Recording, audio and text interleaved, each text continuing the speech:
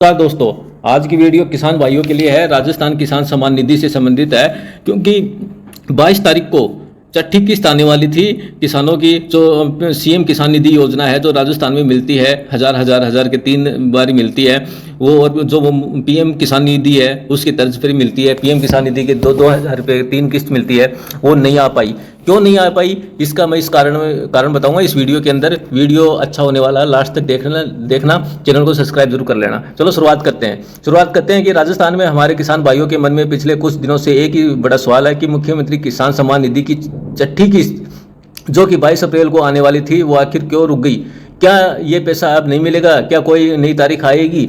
आज के वीडियो में हम इस पर विस्तार से चर्चा करेंगे और आखिर क्यों इसका सोशल मीडिया पर ये वीडियो वायरल हुआ था कि 22 तारीख को किस्त आने वाली है और नहीं तो इसका पूरा शुरुआत करते हैं। किसान भाइयों, जैसा कि आपने देखा था कि जोधपुर ओसिया के अंदर मुख्यमंत्री भजनलाल शर्मा का एक भव्य कार्यक्रम था। उम्मीद थी कि वहाँ पर बटन दबा करके 665 करोड़ रुपए की राशि प्रदेश के 66.56 लाख परिवारों को खातों में ट्रांसफर कर दी जाएगी, लेकिन अंतिम समय में सीएमओ के निर्देश पर इसे स्थगित कर दिया गया। क्यों कर दिया गया वो भी मैं आपको बताता हूं कि मुख्य कारण क्या था, क्या हुआ होगा, क्या नहीं हुआ होगा।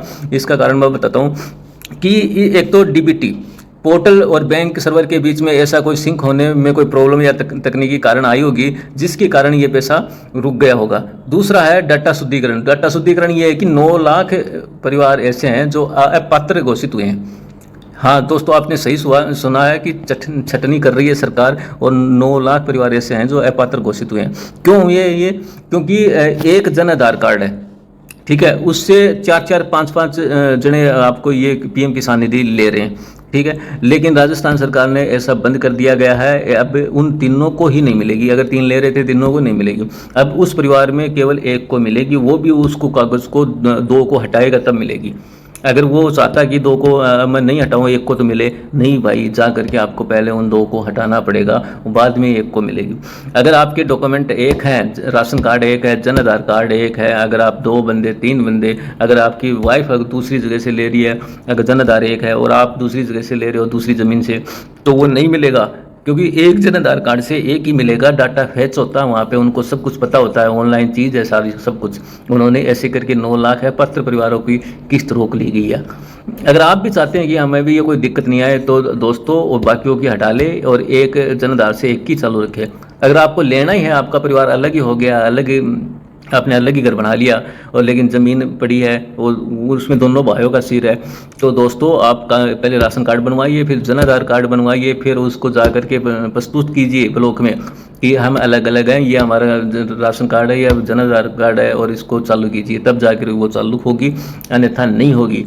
और इसके बाद बताता हूँ कि सरकार सोच रही है कि मैं कुछ बड़ा एक कार्यक्रम करूँ जो राज्य स्तरीय कार्यक्रम हो और वहाँ पे मैं इस किस्त को जारी करूँ। अचानक से ही पहले प्लान था सरकार का और लेटर भी जारी हुआ था। एक तो निमका थाना से हुआ था और एक वहाँ का लोकल विधायक है, उन्होंने भी ये बोला था कि यहाँ पे छठी किस्त है वो जारी की जाएगी। इस बेस पे ये वीडियो वायरल हुई थी और बहुत सी वीडियो बनी थी सोशल मीडिया पे, लेकिन अचानक वो किस्त नहीं आ पाई है। और मैंने भी वीडियो बनाई थी, उस पर भी कमेंट आ रहे थे कि आप झूठी वीडियो बनाते हो और किस्त तो आई नहीं है, लेकिन ऐसी बात नहीं है। उस समय बयानबाजी हुई थी और लेटर भी वायरल हुआ था जिसके कारण ये वीडियो बनाई गई थी, लेकिन अब अचानक एंड टाइम पर ये किस्त नहीं आई है। और उसके बाद मैं बताता हूँ कि अब कब आएगी, क्या डेट है उसकी, कब तक आने की संभावना है। तो अब बताता हूँ दोस्तों कि अभी तक कोई ऑफिशियल डेट नहीं आई है। सूत्रों की माने तो महीने के अंत तक या फिर अगले महीने की शुरुआत तक ये किस्त आ सकती है। और किस्त कब आएगी, आने से पहले इसकी बहुत सरकार जोर तौर से इसका पब्लिसिटी करेगी और इसको एक बड़ा कार्यक्रम रखेगी। उस कार्यक्रम में इसको जारी किया जाएगा, आपको सबको पता चल जाएगा। और आपको बता दें कि इस बार 1000 की किस्त आएगी और आगे चलकर इसको सालाना 6000 करने की योजना चल रही है सरकार के अंदर। आपको बता दूं कि जो मोदी पीएम किसान निधि योजना है वो 3 किस्त मिलते हैं 2-2 हज़ार के, और जो राजस्थान में है वो 1000 के भी 3 मिलते हैं, ऐसे मिलते हैं। तो राजस्थान वाले भी बढ़ाने की सोच रहे हैं कि मैं भी इस किस्त को डबल करूं, 2-2 हज़ार रुपये करूं या किस्त ज़्यादा कर दूं, तो आपकी किसानों की आय बढ़ेगी। सरकार की मंशा है कि किसानों की आय बढ़ाने की पूरी मंशा कर रही है। और इसके बाद मैं आपको बताता हूँ कि आप चाहते हो कि मेरा पैसा कंटिन्यू आता रहे, तो दोस्तों मैं आपको बताता हूँ कि सबसे पहले तो अपने डॉक्यूमेंट सही करवाए। अपने बच्चों का, आपका, सभी का ज़मीन में, जमाबंदी में या बैंक में, जो जनआधार में, आधार में, कोई भी डॉक्यूमेंट हो उसमें नाम सही करवाइए। मैं देखता हूँ कि बहुत से हैं आदमी हैं, उनके ज़्यादा अधिकतर उनके नामों में स्पेलिंग में गड़बड़ है, किसी में कुछ है, किसी में कुछ है, किसी में कुछ है। तो वो एक बार टाइम लगेगा, उसको शुरुआत कर दीजिए, आगे बहुत दिक्कत आने वाली है। आप शुरुआत में आधार कार्ड में करवाइए, फिर धीरे धीरे धीरे धीरे धीरे धीरे सभी डॉक्यूमेंट में एक नाम करवाइए। अगर नाम आपका अलग अलग है तो आपको हर जगह दिक्कत आएगी, ये आपको ध्यान में रखना। दूसरी बात है कि कोई भी हम योजना लेते हैं, चाहे बोलो खाद्य सुरक्षा योजना हो या कोई भी योजना हो, तो उसकी केवाईसी ज़रूरी है। केवाईसी किस लिए करवाई जाती है कि आदमी जिंदा है कि मर गया। तो कोई भी योजना आपने स्टार्ट कर रखी है, चाहे वो मेडिकल की हो, कोई भी हो, तो उसकी साल में एक बार केवाईसी करवा ही लिया करो, ठीक है। दूसरी बात है, कोई भी सरकारी योजना है वो डीबीटी के माध्यम से, मतलब डायरेक्ट बेनिफिट ट्रांसफ़र के माध्यम से आपके खाते में पैसे भेजती है।